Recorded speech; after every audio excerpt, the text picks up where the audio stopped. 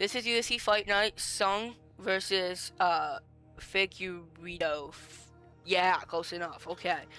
Saturday, May 30th, in Galaxy Arena in Macau, China, however you say that. 7 a.m. Eastern is the main card. With that being said, let's get into it here. First fight in the prelims, Loma, whatever you say that. Luke Boon Me. The crazy last name, by the way. It was Jacqueline Amorum. Jacqueline Amorum wins by submission, improves to 11-2, 4-4 into the first round. Significant strikes. Loma looked pretty good early on, and it just came down to it, and Jacqueline just able to get the submission. Very, very good finish. That's how they got the job done. And that was a pretty quick one. Yeah, and Jacqueline improves 11-2. That's why the women's strawweight, I believe. This women's strawweight bout. Next, we got Zhu Kangji versus Rodrigo Vera. 150 into late in the first round. Rodrigo Vera with the knockout. He had more significant strikes. He had more strikes landed. He had a takedown, a knockdown. First, yeah, I mean, he was definitely winning that fight, and you could tell that he was gonna get the knockdown eventually, and he did. He knocked him out. It was clean. He is now 22-1-1 of the featherweight, and I could see him really making some noise that he's 21-1-1 now. And yes, this card was stacked. This one is Angela Hill versus Young Jingnan, and Angela Hill with the W by unanimous decision. So yeah, 5 minutes to the third round. So it's actually 5 minutes into the third round, not 5 minutes left. Figure that out now. I assumed that originally, but then I'm like, that doesn't make sense, but it does make sense. Angela Hill had 62 significant strikes compared to Jingnan's 34%. Total strikes were 64% to 41%. Angela Hill had a takedown and had a submission attempt.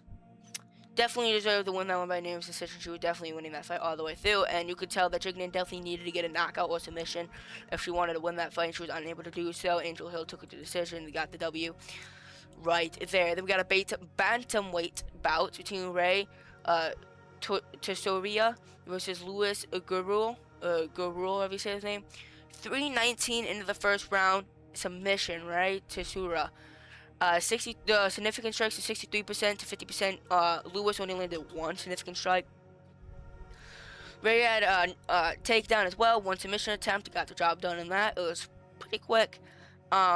He improves 11-1 of the bantamweight division as well. That was another great fight. I'm not even gonna try to say that name. Versus Cody Hayden. Cody Hayden won by knockout. Knocked him out 2 minutes and 11 seconds into the second round. Pretty quick. He landed 57 significant strikes that quickly into the fight. 2 takedowns and a knockdown. He was dominating standing up. Like, it was not close. Like, man, that was something, dude. Cody Hayden, what a fight. Truly was knocking him around, man. He deserved that one for sure. And then we got Ding Meng versus Jose Souza. And Jose wins by split decision. He had 4% higher significant strikes and total strikes. Yeah, there's no takedowns or submission or reversals, knockdowns, or anything like that in this entire fight. It was just stand up, and Jose Souza won in the stand up battle according to the judges, and he wins by split decision. Last fight of the prelims here, we got Yisak Lee versus Luis Felipe Diaz. 3:40 into the first round, knockout for Luis. Phenomenal opening round from Luis. He was like 21 significant strikes. Got a knockdown, obviously. You can see that Yisak Lee took 14 shots at the significant strikes to the head, 3 to the body, 4 to the legs. Distance, 50% from distance. Just great fight from Luis. Yeah, he earned that knockout. And then the first fight was no contest, 145 into the second round. No contest. Alex Perez fight. It was a no contest to open up. I'm honestly not quite sure what happened, but time to Google it. Let's Google. Alex Perez fight, no contest.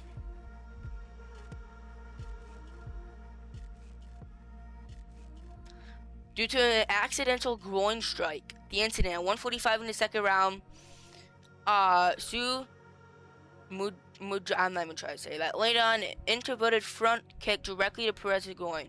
Perez immediately collapsed to the canvas in severe pain. During the 5-minute recovery window, became visibly ill and vomited in a ringside bucket. The official ruled because Perez is physically unable to continue the following accident foul. Referee Mark Craig officially waved off the bout and declared a no contest. Following the stoppage, UFC officials confirmed that Perez would transport to a local hospital to undergo a precautionary. Oh. Okay, so he's in trouble. Oh, okay.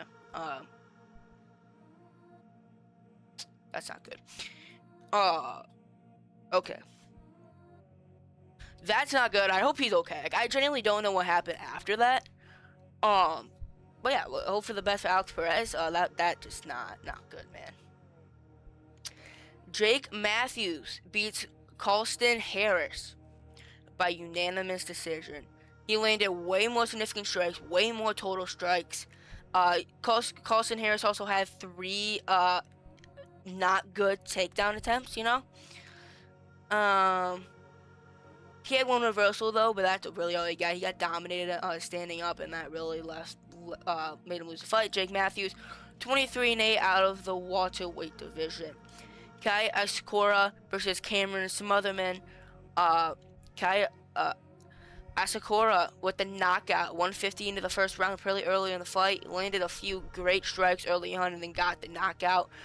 Cameron Smotherman didn't look good in that one. Kai advanced, advanced 22-6 out of the bantamweight division. 3 fights left at this point. Sergey Pavlovich versus Taliesin Teixeira, and 39 seconds into the first round, Sergey knocks him out. Lands 7 significant strikes, 10 total strikes, gets a knockdown, knocks him out 39 seconds in. Very, very quick fight. 7 shots to the head. Taliesin takes his second loss in his professional career. Sergey Pavlovich turns into 21-3 out of the heavyweight bout. What a big time win for him. And the way he won, that's huge. The pre-main event fight, Alonzo Menifield knocks out Zhang Mingyang. 4:15 in the first round, late in the first round, gets the knockout. It was actually quite an even fight. They were swinging, but 2 knockdowns for Alonzo, including the knockout blow. 26 strikes to the head taken by Zhang. Not gonna go well when you're not blocking very much. Alonzo made him pay. He's 18-6-1 now out of the light heavyweight division. Now the main event, Sung Yadong versus Davison Figueiredo. I actually had Sung Yadong winning this fight, but he submitted him. 4:42 in the second round, late in the second round. Gets a submission, you got 1 submission attempt, and that's all you needed. Up top, I would say Davison probably won. He landed more significant strikes, or he didn't land more significant strikes, but he had a better percentage. He had a better percentage of total strikes, but he landed technically less. But he had 4 takedown attempts, 3 were failed, and Sung Yadong was 1 for 1 on those. And he obviously 1 submission attempt for Sung Yadong, got the job done. It was a very good fight, man. That was a good fight. Now we're gonna preview next Saturday's event. UFC Fight Night from Meta Apex in Las Vegas, Nevada. Makes sense. Studying the prelims, Kelton Souza versus Aaron Carneluzzi. Oh my god, I'm not even. 2 Brazilian fighters, women's strawweight, and we got